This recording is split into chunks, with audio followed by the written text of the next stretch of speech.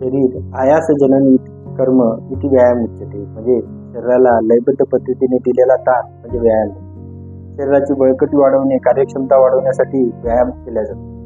दीर्घायुष्याचं सूत्र मानला जाणारा हा व्यायाम मात्र योग्य प्रमाणात, योग्य वेळी आणि योग्य प्रमाणात, योग्य पद्धतीने न केल्यास शरीराला होणाऱ्या फायद्यापेक्षा नुकसान मात्र अधिक राहतात. याच व्यायामाचं योग्य सूत्र आयुर्वेदाच्या माध्यमातून आज आपण समजून घेऊया. कुठल्या 5 चुका टाळल्या म्हणजे व्यायामाचे फायदे अधिक होतील हेही जाणून घेऊया.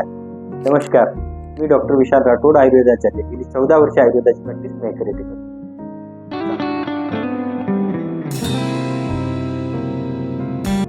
चालणे, धावणे, त्याचबरोबर जिमचे केलेले व्यायाम किंवा कसरती, सूर्यनमस्कार, त्याचबरोबर कुठल्याही प्रकारच्या शरीराला ताण देऊन कार्डिओ सारखे नवीन आलेले व्यायामाचे प्रकार हे सर्व व्यायामामध्ये मोडतात. या सर्वांचा उद्देश शरीराचा रक्ताभिसरण सुधारणे, श्वसनाची गती वाढवणे आणि त्याचबरोबर मेंदू आणि शरीराची कार्यक्षमता सुधारणे यासाठी केला जातो. या व्यायामाच्या प्रकारामधला कुठलाही प्रकार करताना तो योग्य वेळी आणि योग्य प्रमाणात करणं अपेक्षित असते. व्यायामाची सुडौलता वाढवणे, त्याचबरोबर आता नवीन जे प्रकार आले ज्याच्यामध्ये 0 फिगर सारखे प्रकार किंवा मग त्याचप्रमाणे 6 पॅक सारखे प्रकार, यामुळे व्यायामाचा अतिरेक मात्र होतोय आणि चुकीच्या पद्धतीने केलेला व्यायाम शरीराच्या बलाची हानी करतो.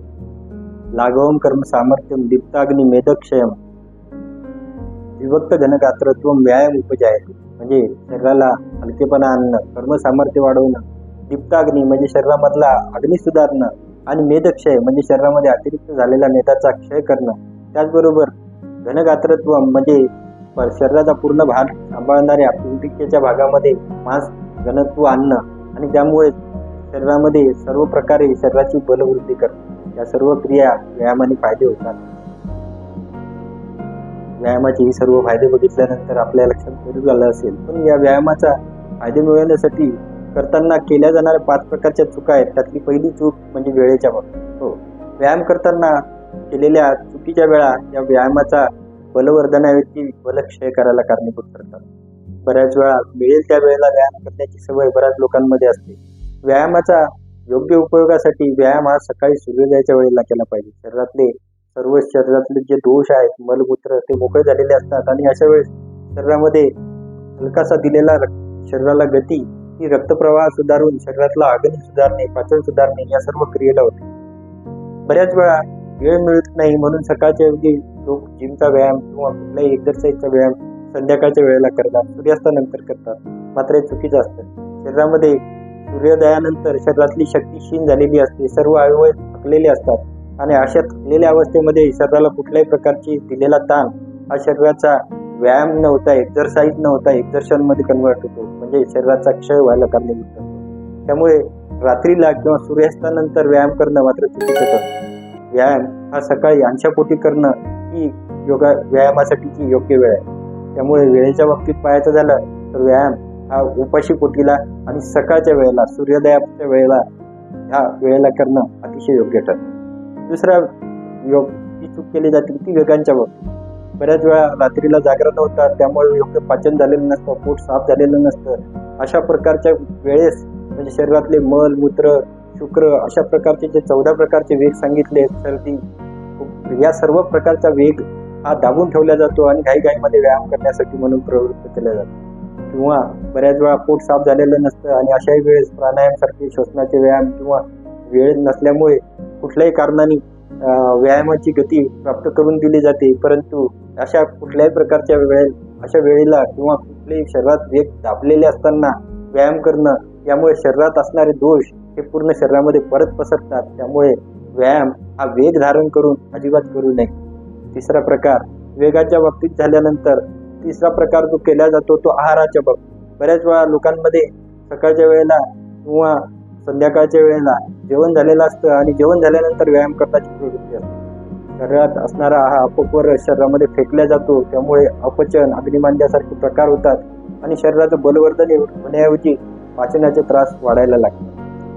चौथा प्रकार व्यायामाच्या कसरतीच्या बाबतीत. व्यायाम करताना ज्याही व्यायामामध्ये सर्व शरीराला एकाच वेळी गती मिळेल अशा प्रकारचे व्यायाम योग्य ठरतात. जिममध्ये केल्या जाणारे बायसेप, ट्रायसेप अशा वेगवेगळ्या प्रकारच्या व्यायामामध्ये मात्र शरीरातल्या कुठल्याही एकाच अवयवावर ताण दिला जातो, त्यामुळे रक्तप्रवाह हा नियमित होतो.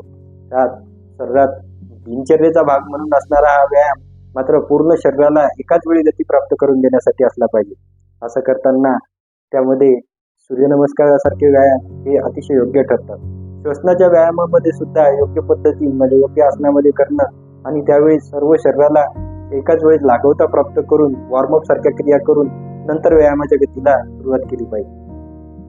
5वा प्रकार म्हणजे व्यायामाच्या मात्रेच्या बाबतीत. योग्य पद्धतीने केलेल्या या सर्व पद्धतीचा वापरल्यानंतरही व्यायाम किती मात्रेत करायचा या बाबतीत आयुर्वेदामध्ये काही नियम सांगितला आहे. त्याला अर्धशक्ती व्यायाम असं म्हटलेलं आहे. ऋतू, काल, बल आणि तुम्ही करत असलेल्या व्यवसाय किंवा कार्याच्या स्वरूपानुसार तुम्ही व्यायाम करताना अर्धशक्ती व्यायाम केला पाहिजे. अर्धशक्ती म्हणजे व्यायाम करताना कपाळावरती येणारा घाम हा अर्धशक्तीचा पहिलं निर्देशित केलं झालेलं सिम्पटम्स किंवा लक्षण मानलं जातं. त्याचबरोबर गळ्याला लागलेली धाप आणि तृष्णा जाणवेपर्यंत इथपर्यंतच व्यायाम केला पाहिजे. यानंतर केलेला व्यायाम हा मात्र बलक्षय व्हायला कारणीभूत ठरतो. म्हणून योग्य वेळेला योग्य मात्रेमध्ये आणि त्याचबरोबर अर्धशक्ती केलेला हा व्यायाम जर तुम्ही सकाळच्या वेळेला त्याचबरोबर उपाशीपोटीला आणि त्यानंतर योग्य पद्धतीच्या आहारासोबत केला असता बल व्यायाम हे फलदायी ठरतो. त्या व्यतिरिक्त व्यायामाचे नुकसान कोणाला होऊ शकतं? ज्या व्यक्तींमध्ये अजीर्ण झालेलं आहे, ज्या व्यक्तींमध्ये पचन मांदे आहे, त्याचबरोबर कुठल्याही कारणाने मानसिक विकारासाठी कुठली कारणं ठरलेली आहेत, त्याचबरोबर कोणी रात्रीला जेवणानंतर व्यायाम करतो, या व्यक्तींमध्ये मात्र नुकसान होतं. व्यायाम रात्रीच्या वेळेला करणं निषिद्ध मानलंय. त्यामुळे शरीराच्या बलवाढीसाठी योग्य पद्धतीने या 5 पद्धतीचा योग्य जर आपण वापर केला तर व्यायामाचे फायदे मात्र नक्की होतील. म्हणून व्यायाम करताना या 5 चुका आपण टाळल्या पाहिजे, जेणेकरून आपल्यामध्ये सुद्धा व्यायामाचे योग्य फायदे होतील.